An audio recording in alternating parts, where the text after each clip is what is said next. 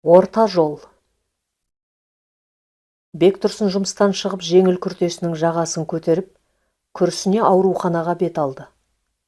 Бәйбішесі Гүлайымның бұл мекенге қатерлі ісікпен екінші түсуі. 50-ден асып 60-қа таяған әйелге оңай емес. Кеше емдеуші дәрігер мұны жеке шақырып, ағасы Құдайдың берген ғұмырын жасай денді.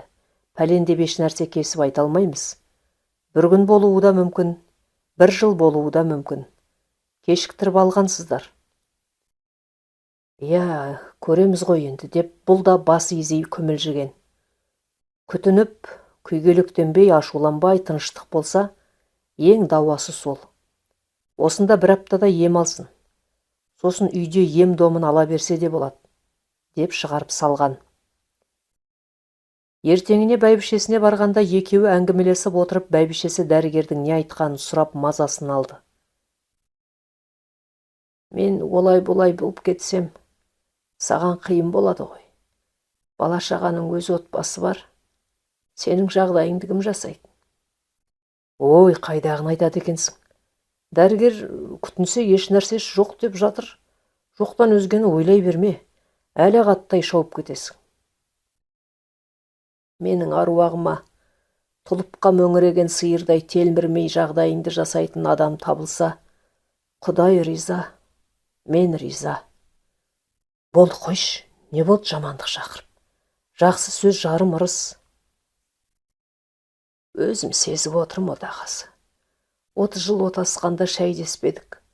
Құдайдың берген 3 қыз 2 ұлы, немерелеріммен берекелі әулет болдық. Құдайға шүкір. Құдай риза, сен риза болсаң, менде арман жоқ. Ту, бәйбіше, өстіп кетесің сен енді. Жарайды, қойдым. Ертеңі үлкен ұлы келгенде Гүлайым осы әңгіменің шетін шығарып, баласына құлақ қағыс етті. Бәріміздің баратын жеріміз. Мен олай-бұлай болып кетсем, әкелерің соқа басы сопайып бір бұрышта қалып кетеді ме деп қорқам. Қатындарың қашанғы шалдың дамбалын жуады. Төсек жаңғыртам десе, құп алыңдар. Тұңғышының көзі атыздай болды, бірақ үндемеді. Кешке әкесіне айтып еді, ауру болған соң әр нәрсені ойлай береді ғой, дұрысталып кетеді, уайымдай берме деп қысқа қайырды. Бірақ өзі ішінен қобалжып қалай болар екен, дұрысталып кетсін, уа жаратқан деп іштей Құдайға мінәжат етіп, үнсіз бөлмесіне кіріп жатып қалды. Бәйбішесі сол жатқаннан оңалмады. Аяғымен барған ауруханадан мәйітін ақшаға шығарып әкелді. Мәйітхананың оңбаған бастығы мәйітті бергенін пәлсініп, 100 мың сұрағанда, інісі Мұратбек былшиған сары бастықты құлақ шекеден салды. Ақша алғаным ашылып қалады деп қорыққан парақор неме полиция шақырмады. Жаназасы, жетісі, бейшенбілігі онсыз да тұралап қалған Бектұрсынды одан бетер тұралатып жіберді. Сонда да сыр бермей, қыздары мұның қайғысын көріп егіліп кетпесін деп, жетісіне дейін былқ етпеді. Жетісін өткізер-өткізбес мұның да дімкәс жүрегі сыр беріп қойды. Мұрттай ұшып ауруханадан бір-ақ шықты. Үлкен ұлы бәрін өзі басқарып, онда да мұнда да жүгіріп, бауырларын жұмсап, игеріп жатты әйтеуір. Апта дегенде жөнделіп бас дәрігерге айтып, жалынып жүріп келім-кетім бар, үйде болайын, ем-дом дәріні уақытылы қабылдаймын деп сөз беріп зорға рұқсат алып шықты. 40-нан соң келім-кетімі саябырсып бір қалыпқа түсе бастады. Кіші келін жұмыстан демалыс алып 2 айға дейін үйде отыратын болды. 2 ұл 3 қыздың ұйғарымымен осылай шешілді. Одан соң ортаншы қыз келіп, ол да 2-3 ай үйде болатын болып шешілді. Бектұрсынға бәйбішесі отырған жерде келіні отырғаны алғашқы күндері көзі үйренбегендіктен біртүрлі көрініп, өзінен өзі қысылып жүрді. Баяғыда емін еркін отыра алмай қара терге түсіп, бір шыны шайын зорға ішеді. Ішіп болар болмас, қора жайғап келейін деп сыртқа ұмтылады. Мұны келін де байқап абысынына айтып, не істемек керек? Атам шайын бабымен шәлмай жүр деп ақыл сұрап еді, үлкен келін ұлдарынан сұрайық деді. Ұлдары не десін? басын қасығаннан арыға бармады. Ар ойлап бер ойлап тапқандары көрші шал Тұрдалыға қолқа салды. Осылай да осылай, көкеміз жалғыздыққа үйрене салмай жүр. Күн ара келіп әңгіме қылып, бірге шай ішіп тұрыңыз. Тұрдалы ақсақал, жарайды, келсем келіп тұрайын деп келісті. Тұрдалы шал екі ұл кеткен соң сандығын ақтарып жүріп, көне жазумен жазылған қиссалар кітабын шығарып біраз ақтарды. Осыдан 7 жыл бұрын кемпірі қайтқанда бұл кітапты бір ишан молда берген еді. Басында бұл да еңсесі түсіп жүріп, сосын осы кітапты оқып қайғысын басқандай болған. Бертін келе кейбір қиссаларын жатқа айтатын болды. Кемпірінің орны бөлек, бірақ мына кітап мұның қайғыға жұтылып кетпеуіне сеп болды. Ертеңіне Бектұрсын жұмыстан келді-ау деген кезде кітабын қолтықтап кіріп келді. Бектұрсын Тұрдалы шалды ерекше сыйлайтын. Қазіргі кейбір шалдар сияқты мыжыма емес. Аузын ашса имандылық пен қазақтың батырларынан, баяғыда өткен әулие пайғамбарлардан, Абай мен Шәкәрімнен сөз қозғайды. Қадірсіз сөзбен тілін былғамайды. Тұрдалы малдас құрып отыра қалып, құлқуалланы соза жөнелді. Кіші ұл үлкен немере, келін үшеуі Құранның әуеніне құлақ түріп үнсіз отыр. Уа жаратқан, осы оқылған Құран сауабын біліп-білмей істеген қате күнәларын кешіріп, бұл дүние, ол дүниеде жақсылығыңды бере көр. Әумин. Бәрі жапа-тармағай бет сипасып шайға қол созды. Жатқан жері жайлы болсын. Өлгеннің артынан өлмек жоқ. Тірі адам тіршілігін істейді. Бектұрсын қарағым, саған қарап отқан әулетің бар. Сен опырылсаң балашаға одан бетер егіледі. Бекем бол. Құдайдың ісіне шара бар ма? Иә, ақсақал, дұрыс айтасыз. Құдайдың салғаны ғой, көнбеске шара жоқ. Шайдан алыңыз. Мына қиссаларды бір қайталап шықпасам, біразы естен шығып қалыпты. Оқығанда тыңдайтын адам да керек. Құдай дескен көршіміз. Осы кітапты екеулеп бастан аяқ оқиық. Сен де сәл сергіп қаласың. Иә, әлбетте оқиық. Мен де осы кітапты сізден бір-екі сұрап оқыған едім, біраз есімде қалыпты. Ендігі екі көршінің ермегі осы қисса кітап болды. Жұмыстан келсе аталап 3 немересі шығады. Қоңқылдап еміреніп, оларды құшақтап, киім ауыстырып шығам дегенше, көршісі де кітабын қолтықтап келіп тұрады. Кейде түннің бір уағына дейін оқып, кей жерлерін басқа кітаптардан іздеп кетеді. Бірақ бәйбішесінің ықыласы, ақылдасқаны, кейде бір бабына келтіріп шай дәмдеп, ұзақ күнге жанында отырып, оны мұны әңгіме қылғаны есіне түсіп кетсе, жан дүниесі астан-кестең болады. Ондай кезде тіпті кітапқа да зауқы болмай қалады. Тұрдалы шал мұның көңіл күйін тез ақ байқағыш. Мал жайғайтын едім деп үйіне аяңдайды. Осылайша 2 жылдан аса уақыт өткенде Бектұрсын зейнет демалысына да шықты. Ұзақты күн үйде отыру ер азаматқа қиын екен. Үйдің тіршілігі үлкен немеремен кіші ұлынан артылмайды. Үлкен ұлы мұның үйге сыймай жүргенін көріп, бір жолдасымен сөйлесіп, Бектұрсынды жарты күндік жұмысқа орналастырып берді. Осылайша тағы 1 жыл өтті. Көрші шал екеуі оқымаған кітабы қалмады. Тіпті 1-2 рет мектепке оқушылармен кездесуге барып келді. Жыл өткен сайын жалғыздығы жанына қаттырақ бата бастады. Немерелері, келіндері, ұлдары өз алдына. Олардың аталап тұрғаны бір бөлек, бірақ бәрібір жалғыздығы өзіне білінеді. Бір келгенінде Тұрдалы шал баяғы бәйбішесі айтқан сөздің ұшын шығарып кетті. Тым жерге қарап тұрған жоқсың ғой. Дұрыстау адам табылса біреумен көңіл қосқаның дұрыс шығар көрші. Ой, ақсақал, елден ұятты. 60-тан асқанда қылық шығарып. Ел саған күлмей өз артын сүртіп алсын. Елдің сөзін қайтесің? Мен де сол елдің сөзінен қысылып, қазір бір аяғым жерде, бір аяғым көрде, жападан жалғыз сопайып. Сен әлі жақсырақсың ғой. Ойланып көр. Осылайша бір-бірінен аумайтын сұр күндермен Бектұрсынның ғұмыры өтіп жатты. Өткендегі Тұрдалы шалдың айтқан сөзін де ойлап қойды. Ертең бас ауырып балтырсыздағанда, ойбай-ау, ертең емей-ақ сол балтырсыздау хабарын бергелі қашан. Кейде кіші келіннің күңкілін естіп қалады, құлағы құрғыр. Неге келісе алмайтындарын. Бір күні ойда жоқта ауылдағы жеңгесі келіпті, алып ұшып. Амандық саулық дастархан басынан тұрған соң, саған арнайы келдім. Менің бір құрбымның қайын сіңлісі бар, ажырасқан, бір баласы бар. Дұрыстау адам болса тиет. Сөйлесіп көр. Келісті азаматсың, сені көрсе құлайды, ана қыз, деп зуылдата жөнелді. Тұра тұр, қандай қыз? Мен қатын іздедім бе? Жасы қаншада, не істейді? Әке шешесі бауырлары бар ма? Баласы қаншада, бәрін айтсайшы. Оның бәрін кездескенде өзің сұрап ал, ол қызды келістіріп қойдық. Ертең қалаға келеді. Екеуің отырып сөйлесіңдер, деп жеңгесі тағы зуылдай жөнелді. Алдымен менен сұрамайсыңдар ма? Қызық екенсіңдер, сыртымнан томпышып. Енді жүре бересің бе осылай? Қатынсыз қиын ғой, бала шағаң ер жетіп, өзді-өзі отау болып кетті. Қайда келеді? Қашан келеді екен? Ертең нөмірін берем, хабарлас. Аты Бейбі.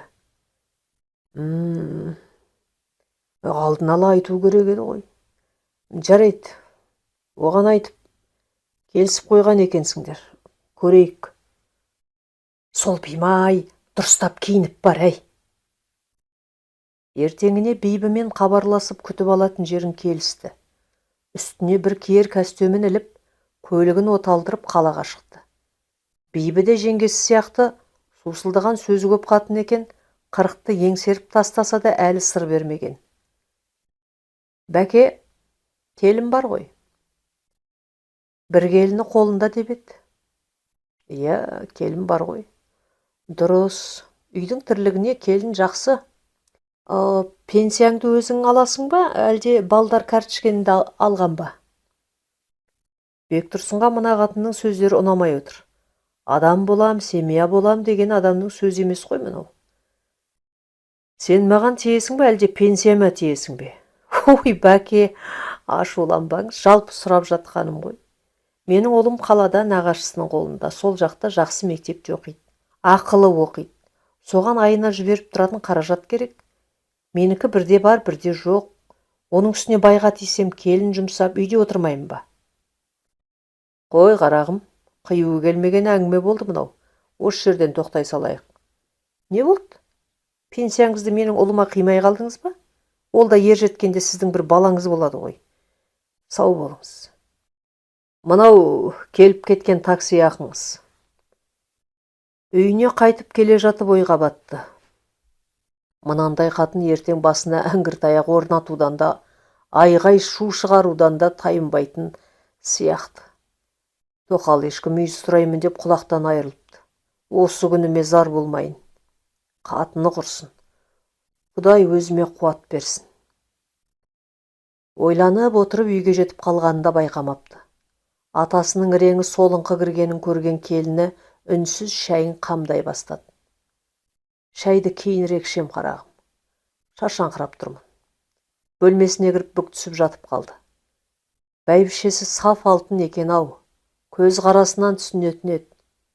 30 жылдан астам отасқанда ақша туралы бір ретте жақ ашып, ләм-мим деген емес. Бектұрсынның тапқанын жеткізіп, тіпті артылғанын 2-3 жылда қомақты сома жинап үлгеруші еді. Бектұрсын еріксіз күрсінді. Қадірің өтті ау, бәйбішем. Білгенде-ақ айтқан екенсің. Қой, Тұрдалы шалға барып қайтайын, кешелі бері тым-тырыс не істеп жатыр екен. Көршісінің есігін қағып, ақсақал үйдесіз ба? Деп дауыстай кіріп еді. Тұрдалының қаладағы жалғыз ұлы алдынан шығып, сұқ саусағын ерніне басты. Көкем ауырып жатыр. Кеше маған хабарласқанда дауысы әлсіз шығып зорға сөйлеп отыр еді. Бүгін таңнан ұшақпен келсем жатыр, қимылсыз. Қорқып кеттім. Дәрігер шақырдым, қалаға бару керек дейді. Көрші, бері кір. Тұрдалы шалдың әлсіз дауысы ұлының сөзін бөліп жіберді.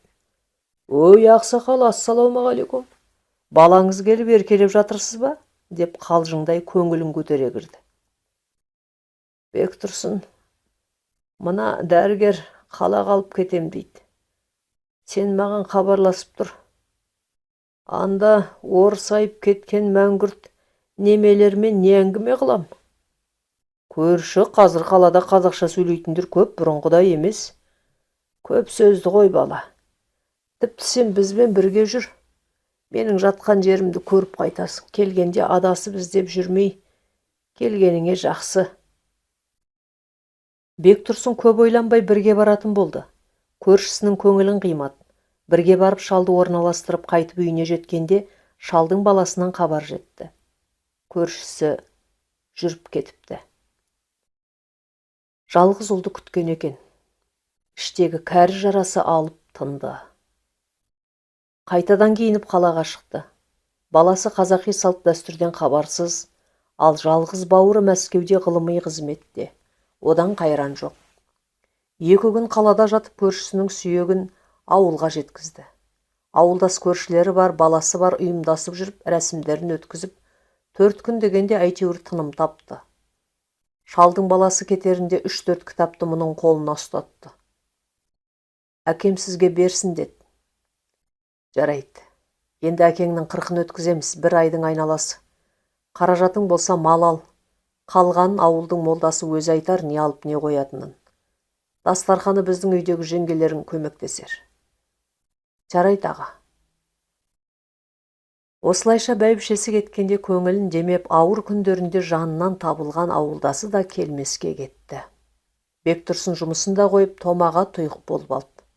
Баяғыда әкесінен дарыған ағаш оятын өнері есіне түсіп, соны әурелемекке бел буды. Ұлына оны-мұны құрал саймандарын алдырып, бір дөңке ағашты жонып пішіп, әурелей бастады. Өзі не істеп жатқанын да білмейді, қолдар жонып жатады. Миы ойланып тұрады. Бектұрсынның нән дөңкені әурелеп жүргеніне айдан асты. Нобайы келіп қалған сияқты. Бірақ не екенін әлі өзі түсініп жатқан жоқ. Көршісі кеткелі мазасы жоқ. Түні бойы кітап ақтарып, қиссаларын оқып, одан қалса батырлар жырын оқып, тек таң ата көз ілінеді. Сондай бір күні кіші ұлы мен келінінің күңкілдескен ұрысқан сияқты даусынан оянып кетті. Апырау, мына келіннің мұндайы жоқ сияқты еді, қайдан келген дерт бұл? Болды, жап аузыңды.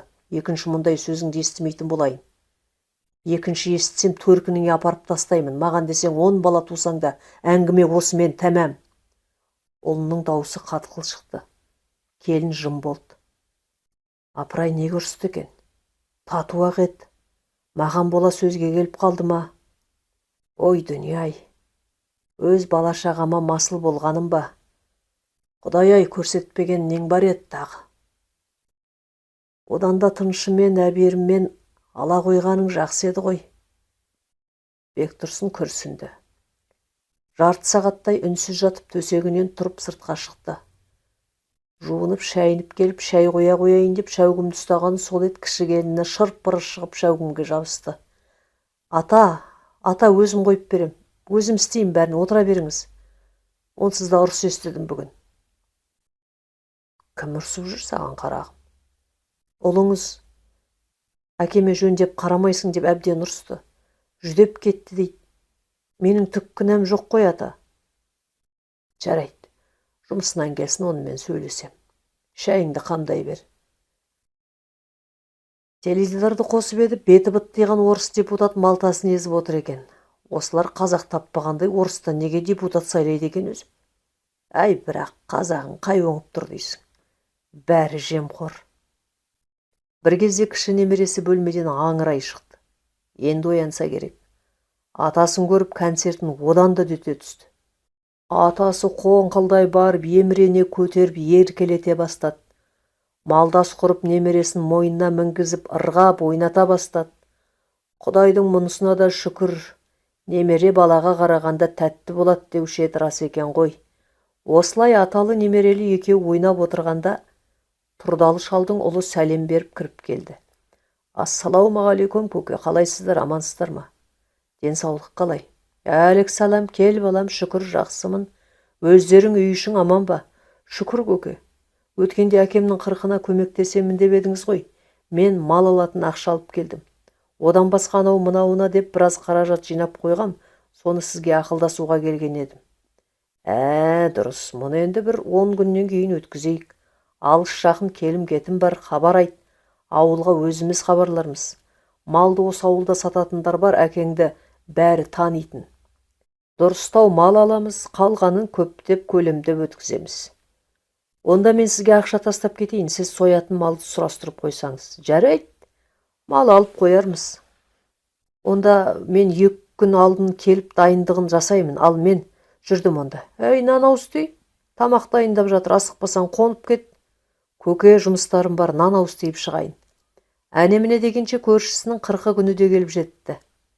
Келім кетім абыр сабыр, сол абыр сабырды ауылдың келіндерін ұршықша үйіріп, өзі де бәріне үлгеріп жүрген 40-тар шамасындағы бір келіншек көзіне түсті. Бұл ауылдық емес, бірақ бәрін ұйымдастырып ұршықша үйіріп жүр. Тұрдалының баласын ымдап шақырып алды. Ана келіншек кім? Ол папаның жалғыз әпкесінің қызы. Жалғыз өзі қалада тұрады. Әпке қайтыс болған. 2 ұлы Венгрияда оқиды. Жалғыз тұрған несі. Бай қайда? Ол кісі ертеректе жол апатынан қайтқан екен. Мен жақсы білмейтін едім. Осылайша сөйлесіп тұрғанда әлгі келіншек олақтау бір келінге жекіп, үй әкелші бері деп оқтауды жұлып алып, өзі қамырды зуылдата жөнелді. Қолына көзілеспейді. Қолы жұмыста, көзі келіндерде. Яндағы ыдыстарды мында қой. Қайным, іштегі қонақтардың шайіне қара. Ана балдар қайда, самауыр оты өшіп қалмасын. Келін, ана үлкен кісілердің алдынан кескектемей. Қайт, кейін қайналып өт. Бектұрсын қадалып қарап тұрғанын көз қиығымен байқаған келіншек мұны да сөзбен түйреп өтті. Қайнаға, көзіңіз иығымды тесіп барады, мына үстелдерге қарай тұрыңызшы, бір нәрсе жамыла салайын. Бектұрсын апалақтап теріс қарап, кісілер жаққа шайға кірді. Әпкем көкемнің жүрегінен айналып тептау деймін. 40-нан соң беташар басталып кетпесін. Кіші ұлы әкесін сыртынан қыжыртып тұр. Тұрдалы шалдың баласы екеуі қарқылдай күлді. Әпкесі мына екеуінің күлгеніне ашуланып, албастының астын көрдіңдер ме?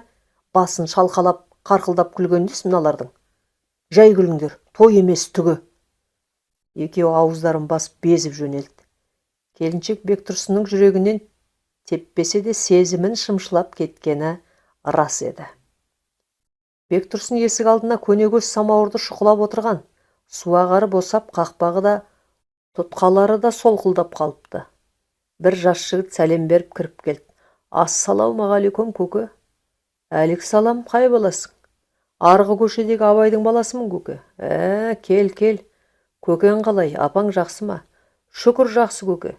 Мен халыққа қызмет көрсету орталығында істеймін көке. Осы үйдегі апамның 1-2 құжаттары алынбаған, пенсиясы мен тағы бір қағаздары бар екен, соған сіз керексіз. Келіп сол жерде маған 3 қағазға қол қойып берсеңіз, қалғанын өзім реттеп әкеліп берейін. Бірақ соңға келуіңіз керек. Онсыз болмайды.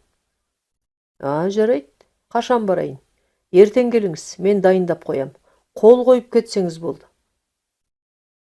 Ертеңіне соңға келіп әлгі балаға жолығып еді, талон алып кезекке тұрғызды. Көке, ауылда көкеміз сіз, мұнда тәртіп, кезекпен келіңіз. Қағаздарыңызды дайындап отырмын. Дұрыс. Тәртіп болғанын жақсы ғой. Кезекке тұрғаны сол-ақ екен, алдындағы тұрған келіншек ысырылып мұның артына өтіп кетті. Қарағым, тұра бер, мен кейін келдім ғой. Жоқ, ойбау, ер кісінің алдына көлбеңдеп қалай тұрам, өтіңіз. Бектұрсын бірден таныды. Тұрдалы шалдың 40-нда келіндерді үйіріп жүрген кәмәндір келіншек мынау. Өткенде Тұрдалы ақсақалдың 40-нда көрдім-ау деймін сізді. Келіншек жалт қарап, ол да бірден таныды. Ойбу, иығымды сібәркілеген қайнағам сіз екенсіз ғой. Бәсе, неғып иығым ысып барады дейім, деп тағы сөзбен түйреп өтті. Бектұрсын кеңкілдей күлді. Енді оған сіздің анаңыз кінәлі, сізді сонша сұлу қылып туылмаса қайтеді. Өстіп құтылады ғой бұлар, деп келіншек те күлді. Осылайша әзілдесіп екеуі құжаттарын алып тарасты. Бектұрсын құжаттарын бітіріп көлігімен ауылға жылжи бергені сол еді, әлгі келіншек аяңдап жаяу кетіп бара жатқанын көріп жанына тоқтады. Мынандай сұлудың жаяу жалғыз жүрген жараспас. Сіздей қайнаған барда мені жауда перде алмас, өлмегенге өлі балық жолығар деген жеткізіп салыңыз енді мені. Өлі балыққа теңеп қатырдыңыз мені. Жолы болар жігіттің сұлуы шығар алдынан, ал сізге жаңа мақал. Мына сөзіңіз өтті. Қайнаға, мені бір шайханаға жеткізіп тастаңыз енді. Не қылсаңыз да, бас сынып келеді. Онда шайды бір кішейік. Біздің баста шай ішетін екінші бас іздеп келе жатыр. Екеуі әзілдесе отырып бір шайханаға бас сұқты. Екеуі сөйлесе сырласа келе ұққаны келіншектің аты Жәмила. Жасы 40-тың жетеуіне шығыпты. Жас көрінеді екен деп қойды ішінен. Үйленгеніне 7 жыл болғанда отағасы жол апатынан қайтыс болған. 2 баланы бөтен еркекке жәутеңдетпеймін деп күндемей түндемей шапқылап жұмыс істеген. Екеуінде мектепті жақсы бітіруіне сеп болған. Жоғары оқу орнында қызылмен бітірген. Енді мұндағы оқуды тауысып шетелге кеткен. Жәмила бір өзі. Қолында жиен сіңлісі бар. Өзінің 2 дүкені бар. Оңай қатын емес қысқасы. Бірақ еркегі жоқ, шаңырақ болғасында берекесі жоқ. Тапқанын 2 ұлға жібереді. Шайханада сөйлесіп отырып сөмкесін аша берген еді. Бауы үзіліп, сөмкесі ақтарылды да қалды. Құрғырай, осы да үзіле береді-ау. Жаңа сөмке алмасам болмас. Кәнекей, беріңізші көрейін. Бектұрсын сөмкенің бауының 2 темір ілгегі босап, ілетін жерлері майысып тұрғанын көрді. Қазір отыра тұрыңыз. Көлігіне барып, қышқаша келіп 2 темірді бір-біріне тіреп тұрып қайырып қойды. Жәмилаға мына кісінің қолының ептілігі ұнап, еркек деген осындай болса ғой, қолы тиген жерді жайнатып қояды. Ұсталығыңыз бар-ау? Жо, анда-санда үйде майда шүйде жонатыны болмаса онша бір ұсталығым жоқ. Мына сөмке қолға ыңғайлы, сосын ауыстырмай жүредім. Тек осы бауы шығып кете береді. Қолыңыз дерт көрмесін. Әп-сәтте жөндей қойдыңыз. Жалпы үйде жөнделетін зат көп еді, деп сыңғырлай күлді. Шетінен әкеле беріңіз, шама келгенін жөндей береміз ғой. Бүйте берсеңіз бір күні менің жүрегімді жөндеуге тура келер. Қорықпайсыз ба? Тәуекел, сіздің жүректі жөндеу бізге бұйырып тұрса, ол да бір бақыт шығар. Екеуі 2-3 сағат отырып әңгімелесіп, соңында бір-бірін қимағандай, ал жақсы, мен қайтайын деп Бектұрсын тұруға ыңғайланды. Асығыссыз ғой. Күтіп отырған адам бар ма үйде? Бізді күтетін адам иті жоқ ауылға кеткелі қашан. Иманы саламат болсын. Телефон нөмірін сұрауға екеуі де жас емес. Біреуі сұрауға қысылып, біреуі өзі ұсынуға ұялып қимай қоштасты. Жәмила үйіне келіп, оны мұны тірлігін істегенсіп тұрса да ойынан Бектұрсын шықпады. Тіпті өз-өзіне ыза болып, менікі осы не желік, жас қыз құсап. Сонша жыл еркексіз өлмедік, әрі қарайда таңымыз атып, тауығымыз шақырмай қоймайды ғой. Бірақ күн өткен сайын жалғыздық қаттырақ бата түсуде. Мына кісінің көзқарасы өзгеше екен, салмақты. Қазіргі бұл кісінің жасындағы кейбіреулер айтатын сөзін де жөндеп жеткізе алмайды. Бектұрсын да үйге жеткенше Жәмиланы ойлап келді. Жып жинақы, әдепті де, әзілді де білетін, өзін ұстай алатын қатын екен. Қалай болар екен? Ашылып сөйлесе де алмадым. Бір көргеннен не айтасың бірақ? Жас емес біз. Мұның телефон нөмірін ана баладан алып хабарласып, тағы бір шайға шақырайын. Әрі қарай өзі белгілі болар. Үйіне келіп тынығып алып, ұстаханадағы дөңкесін әурелей бастады. Нобайы келіп қалдау деймін. Әрі бері айналдырып алыстан қарап тұрып, өз көзіне өзі сенбей қатты да қалды. Бәйбішесінің шай құйып отырған мүсіні аумай шығып келе жатыр. Жан жағына алақтап, ешкім көрмеді ма деп, бір ескі алашаны ала салып істеп жатқан затының үстіне жаба салды. Балашаға көрсе не ойлайды? Қой, мұның болмас. Немереме ойнайтын мәшина жасайын деп, кішірек бір ағашты жона бастады. Ара өрелеп, бері әурелеп нобайын келтіре алмады. Қолы құрғыр анау дөңкеге тартыла берді. Ақыры шыдамай дөңкені қайта жалғастырды. Түннің бір уағына дейін терлеп тепшіп болдау дегенде өз көзіне өзі сенбей тағы отырып қалды. Кәдімгі шай құйып отырған бәйбішесінің мүсіні. Не болса да осы мүсінді бітіруге бекінді. Тазалау матаға орап тақтайлардың жоғары жағына апарып тығып қойды. Сосын жуынып шайынып бөлмесіне кіріп жатып қалды. Ертесіне сондағы бала бір-екі қағаз құжат және қомақты сомақ қаржы әкелді. Бұл не ақша? Бұл апамның қолданбаған зейнетақысы, жинағы, мүгедектігі, бәрі 3 миллион теңге болды. Мына жерге қол қойып беріңіз, көке. Кіші келіні ауыз ашылып қарап тұр. Көзі ақшаны ішіп жеп барады. Бектұрсын қол қойып ақшаны алып қалды. Сосын салмақта көріп, апауыр болады екен ғой деп бөлмесіне кіріп кетті. Кіші ұл жұмыстан келе келіні болған жайды балаға тәптіштеп айтып берді. Осылай да осылай, атама бір ауыз айтып сөйлесіп көрші, саған көлік әперсін, қашанғы жаяу жүресің. Көлік алып қоймаса ана ақша талан-тараж болады, әркім бір жырымдап берекесін ұшырып. Көреміз. Сен осы бір ынжықтығың-ай. Әпкем естісе атамның жанын қоймай алып алады. Көлік алайықта атаммен сөйлесшейші. Бала оқты көзбен алая бір қараған еді, келіншегі жым болды. Ашуын біледі. Тұра тұр бәлем, атамды өзім айналдырайын деп қойды ішінен. Бұл әңгімені Бектұрсын есік сыртынан құлағы шалып қалған еді. Ертесіне кенже ұлын шақырып алып, әңгімені өзі бастады. Егер бұлай жүріп тұруға көлік керек болып жатса, менікін міне бер. Мен көп шығып жатқаным жоқ қой. Ұлы қысылып, қызараңдап қалды. Көке, көлік аса қат емес. Ақыры сізге өзі айтқан екен ғой. Кешке сазайын берейін ол қатынның. Келінге тиме балам. Ол сені жақсы болсын дейді. Құрдастарының алдында беделді болсын дейді. Жаманды ойлап жатқан жоқ қой. Бекерге ұрса берме, қол көтерме. Бір тілі шығып шайыр болып қалса, тоқтата алмайсың. Сосын береке кетеді. Барлық нәрсені ақылмен шешуге тырыс. Жарайды, көке.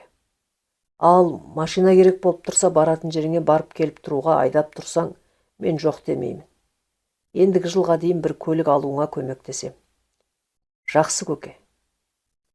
Бектұрсын ол қомақты сомаға өзінің жоспарлары бар еді. Бір бөлігіне мал алып, қойшы ауылдағы досының отарына қосып қойып, бір бөлігіне үйге 2 сауынды сиыр алып, қалғанын депозитке кіші немересінің атына салып қоюды ұйғарды. Ертесіне қойлы ауылдағы отар қойы бар досына келді.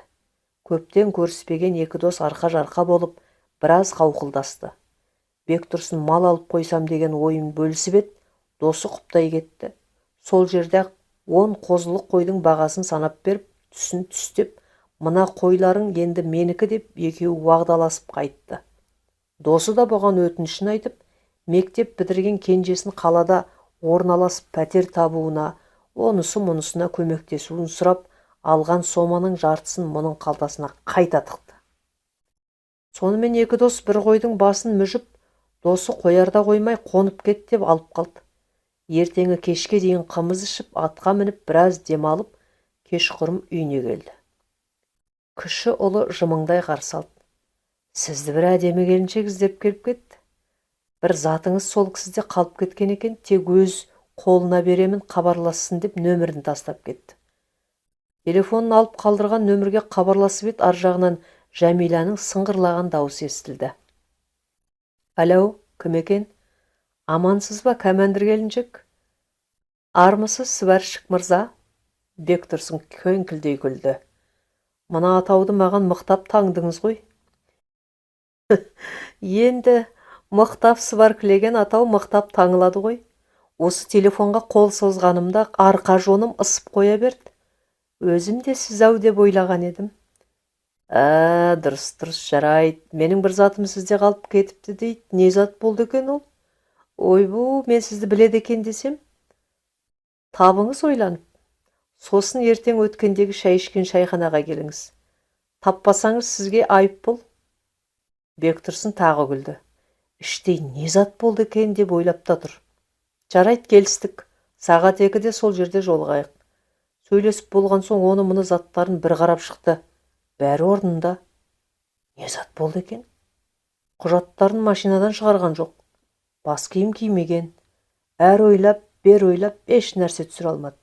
Дәуде болса осы келіншек астарлап жеткізіп отырау деп түйді. Екеуі шай ішкен дәмханаға келіп отыра берген сол еді, Жәмила да келіп жетті. Сәлем бердік, алдық. Қалайсыз, сібәршік құрдас дейміз бә, замандас дейміз бә, білмей қалдық қой. Шүкір, жақсымыз. Сіз шақыртты деген соң алып ұшып жеткен күйіміз осы. Онда дұрыс екен. Нені алып, немен ұштыңыз, айта отырыңыз. Қол қыз, жүрегімді алып, таза ниетіммен сізге деген ықыласыммен ұштым десем, жастар сияқты махаббат демей-ақ қояйын, ұятты. Бізден махаббаттың кеткелі біраз болды ғой. Ендігі махаббатты немерелерге беріп жатырмыз. Айтқандай, не ұмытқаныңызды таптыңыз ба? Бірінші кездесуде айтуға ыңғайсызданған сізге деген ниетіммен 2 жарты 1 бүтін болайық деген ұсынысымнан басқа бәрі түгел екен. Соны ұмытсам керек. Дұрыс таптыңыз. Бірінші кездесуде айтсаңыз қалай қабылдар едім білмеймін. Бірақ айтпай кеткен соң құдайым-ай, тұспалдап болса да жеткізсе болар еді ғой деп те ойладым. Нағашымның қырқында көзбен біраз жерге апарып тастаған кезде-ақ байқаған едім. Маған деген бір ықыласыңызды. Сондай сезгішпін, енді айыпқа бұйырмассыз. Сол күні сондай бір нәрселер көңілімде болған рас. Сезгіштігіңіз қателеспепті. Ол құрмағырдың қателескен күні жоқ.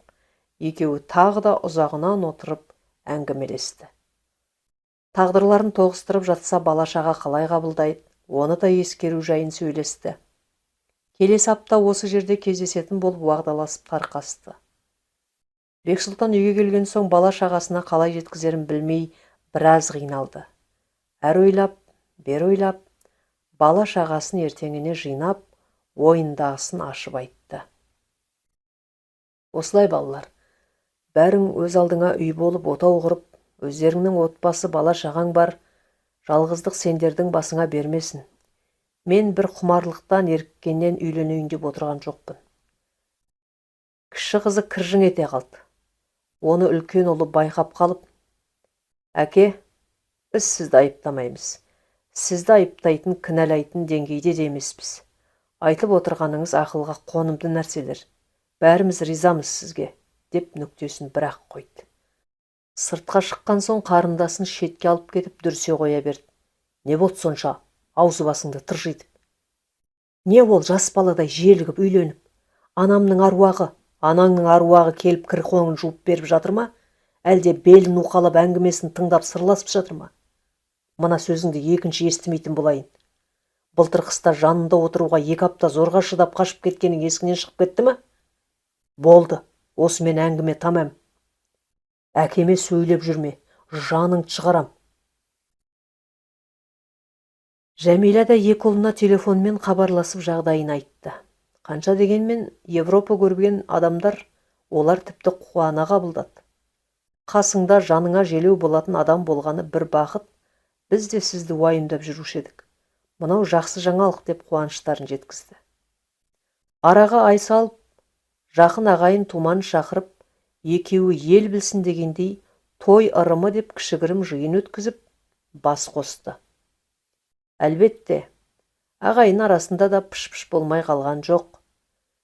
Жәмила жүргізіп отырған дүкендерін жалға беріп, оны-мұны дүниесін алып, Бексұлтанның үлкен үйіне келіп кірді. Бексұлтанның ұлдары қалай атарын білмей қиналып еді. Жәмила өзі, мені Жәке апа дей беріңдер. Сендерге де маған да ыңғайлы деп оңай жолын көрсетті. Немерелері алғашында жатырқап жүргенмен 1-2 аптада олар да апалап етегіне оралып жүретінді шығарды. Жәмила балаға өте жайлы екен. Айтқанын айналып толғанып отырып-ақ істететін, ойнатып отырып небір ғибратты әңгімелерді мүдірмей айтатын майталма нәже болып шықты. Бір күні Бексұлтан қойшы ауылға барып кеш қайтты. Түнгі 1-ден аса үйге кіргенде кітап ақтарып отырған Жәмиланы көріп таң қалды. Ой, жәкесі ұйқы қайда? Ертеңде күн бар ғой. Немерелерге айтатын ертегім таусылып соның қамы ғой.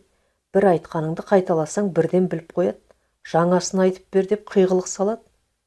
Ойпыр-ай, кәдімгідей дайындаласың ба сонда? Енді, дайындалмасам болмайды. Сонда не айтып бересің? Қазақтың аңыздары, ертегілер, Абайдың сөздері көп қой бәкем. Қалаға шығып жатсаң сондай кітаптар көзіңе түссе қарай жүр.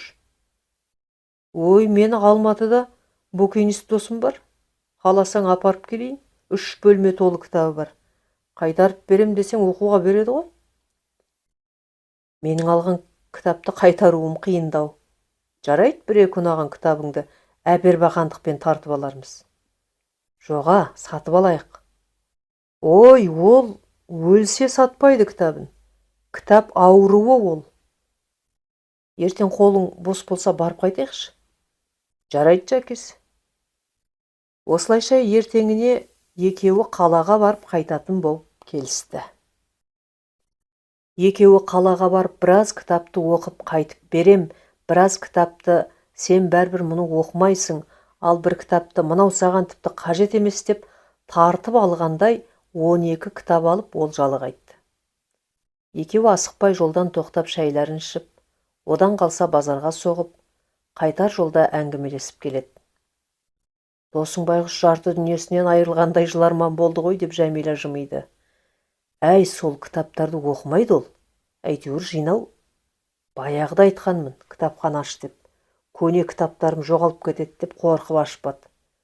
Өлген соң бәрібір біреу алады. Алмағаны қоқысқа немесе кітапханаға кетеді ғой. Оныкі ауру, кітап көрсе жинай береді. Бірақ енді шынымен де кітаптары көп екен. Неше жыл жинаған? 30 жылдай болды ғой деймін. Мықты. Өзі де әбден оқыған екен көрініп тұр. Осылайша самбырласып үйге келгенде үлкен ұл мен кіші қыздың айқайының үстінен түсті. Екеуін көрген ұл мен қыз жым болып сыртқа жылыстап жөнелді. Бектұрсын ұлын тоқтатып, жай ма, не айқай деп сұраған еді.